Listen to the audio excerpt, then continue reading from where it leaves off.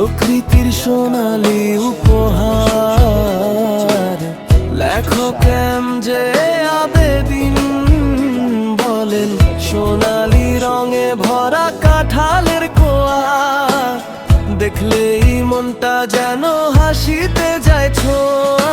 গন্ধে ভরে ওঠে চারপাশের বাতাস, প্রকৃতির উপহার মিষ্টি তার সুবাস।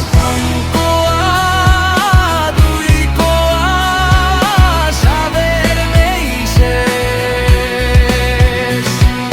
বাংলার এই ফলটি সবার হৃদয়ে বিশেষ।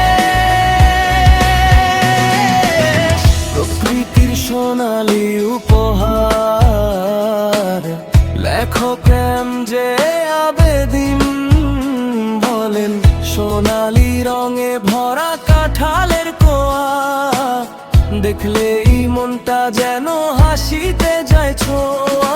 গন্ধে ভরে ওঠে চারপাশের বাতাস, প্রকৃতির উপহার মিষ্টি তার সুবাস। এক কোয়া দুই কোয়া স্বাদের নেই শেষ, বাংলার এই ফলটি সবার হৃদয়ে বিশেষ।